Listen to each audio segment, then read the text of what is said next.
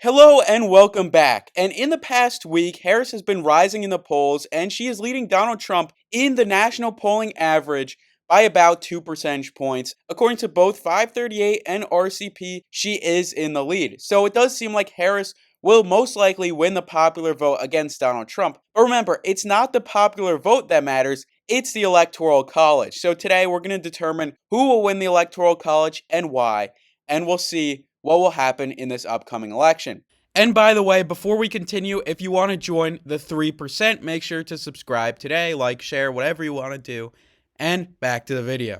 But first, I want to talk about a rising story, which is basically Tim Walz being picked as the vice presidential nominee under Harris. And the media loves Tim Walz. Tim Walz is the media's golden boy, it seems like. I've seen so many articles calling him basically the nicest man alive. They're making it seem like he was an angel descended from the heavens on earth to be Kamala Harris's vice presidential nominee. And essentially, they also say he's some kind of genius. He's an Albert Einstein who has basically come up with this strategy to become Harris's vice presidential nominee. And I'm no New York Times reporter, but I am going to say that I want fair coverage of Tim Walz and every other politician. I don't think there's fair coverage. Saying that he's building his profile, one state dinner and one news appearance at a time, and he's doing this in a Minnesota nice sort of way. Like, seriously, every governor has like state dinners and news appearances.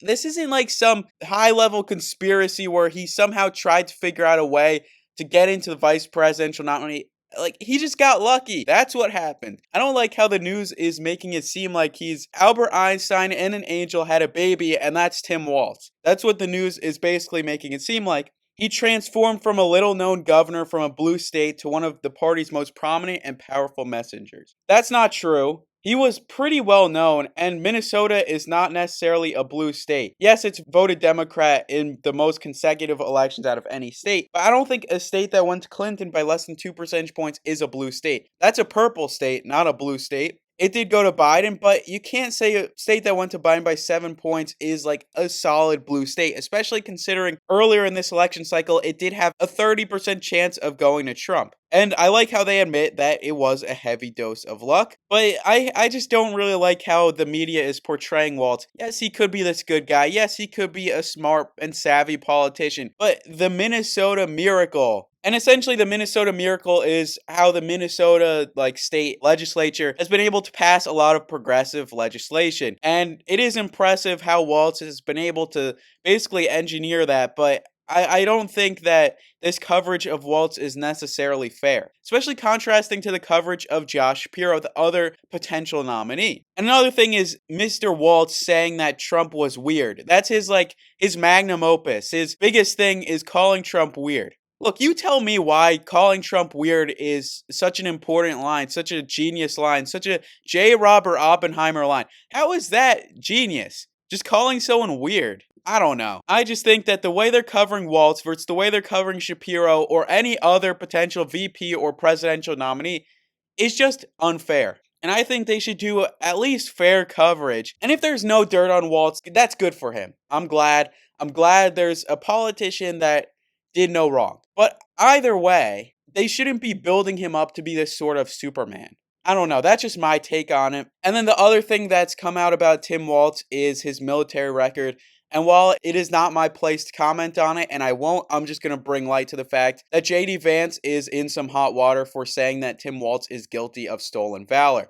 I'm not going to comment on that claim or my opinion of that claim. I'm just commenting that JD Vance is alleging that he's guilty of stolen valor, and he is now in hot water for it. Because there's legal implications, also many people who served with Walz and people who served in general are denying this allegation, but I'm just going to bring light to the fact because this is one of the major news stories of today, and it's not my place to comment on it, so I won't. But regardless, we're just going to go straight into the prediction from there, and we're going to start with Harris's safe states. Since she's been rising in the polls, she's going to win many states that I didn't previously consider to be safe. She's going to win those safely. New Jersey at one point, Colorado, and New Mexico were not safe states at one point for Harris, but now they are. but still Trump will win some safe states of his own, but not enough where he actually will be tied with Harris or leading Harris just from safe states. He has an uphill battle from here, and that's primarily due to California, New York, and Illinois having so many electoral votes and safely going to Harris. But now we get to our battleground states. Texas isn't really a battleground state.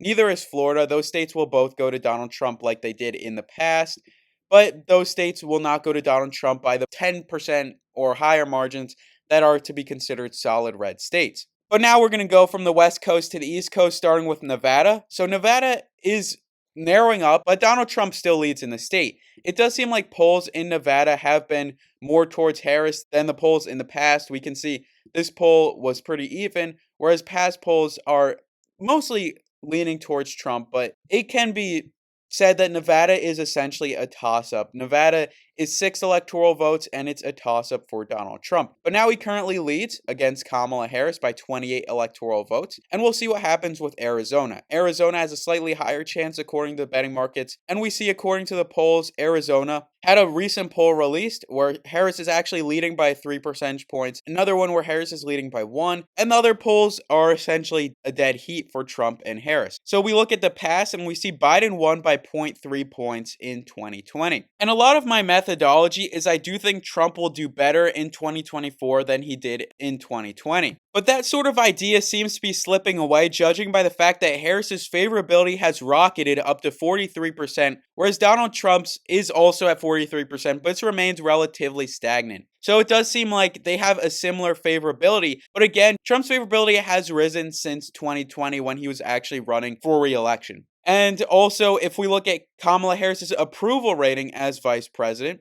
her approval rating is still relatively low at only 40%, and that's really low for a vice president. So it does seem like her favorability, how much people like her, is higher than her approval as a vice president. So we see this in the past. Some people like George Bush, they're more favorable people. People essentially would want to sit down and have dinner with him, but people didn't want him running our country. So that's kind of similar with Kamala Harris, but it does seem like the favorability is kind of leading to her rising in the polls as well. And it does seem like in Arizona, Kamala Harris is leading in the polls, even though Trump does maintain a lead according to the betting markets. But it seems like that lead is slipping away.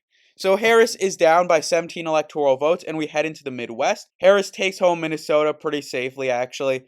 That will safely go to her, especially after she picked Walz as her VP nominee. And now we get to Wisconsin. So in the state of Wisconsin, Harris is now leading in the polling. So Harris was previously pretty even with Donald Trump, but now she seems to have taken a lead against Donald Trump in Wisconsin. So it does seem like the pick of Tim Walz is helping Harris in the Midwest. But it does seem like, according to the betting markets, Wisconsin is pretty much a coin flip. But still, according to the polls, Harris is leading against Donald Trump in Wisconsin. Also, the state of Michigan.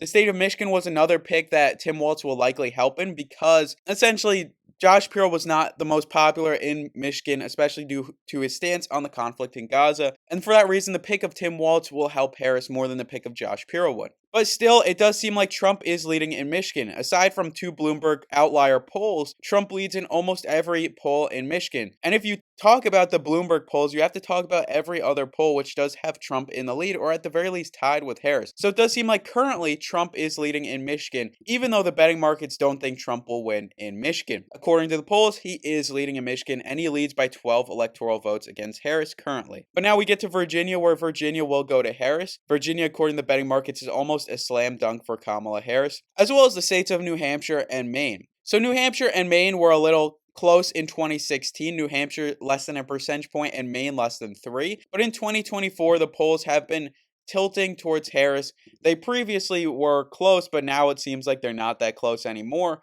When Harris is now the leader of the Democratic Party, it seems like Harris is leading Trump by around 6 to 8 percentage points in those 2 states. Trump will win Maine second as a little consolation vote, and Harris will win Nebraska second as a consolation vote for her. So now Harris leads by 7 electoral votes, and there are 3 states remaining in this election. One being Pennsylvania, the state that Harris essentially passed up on after not picking Josh Shapiro.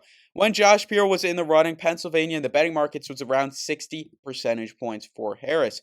But now it's down to 52, and the polls seem to validate this, where Trump leads in most polls in Pennsylvania. So Trump narrowly takes home the state of Pennsylvania against Harris. And you may say, why are you giving Pennsylvania, Michigan to Trump and not Wisconsin or Arizona? Well, Wisconsin and Arizona do probably have a larger chance of going to Trump than Michigan does. The polls are indicating that Arizona and Wisconsin will go to Harris.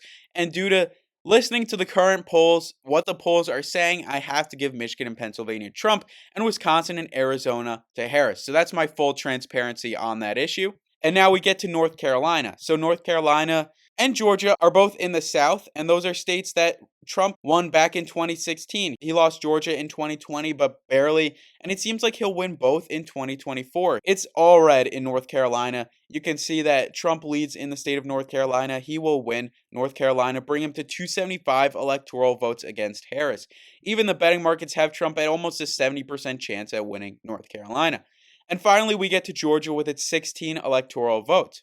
And we see in Georgia, Trump is leading in the polls as well. So also the betting markets do have Trump in the lead. It is closer to a coin flip now, but Trump is leading in Georgia. And now he brings himself up to 291 electoral votes. So it does seem like Trump still wins this election, even though the betting markets are now kind of flipping towards Harris. It's a dead heat between the two. But it does seem like Trump wins this election according to current polling, according to past trends. So if you want more of these videos, make sure to like and subscribe. And thank you for watching.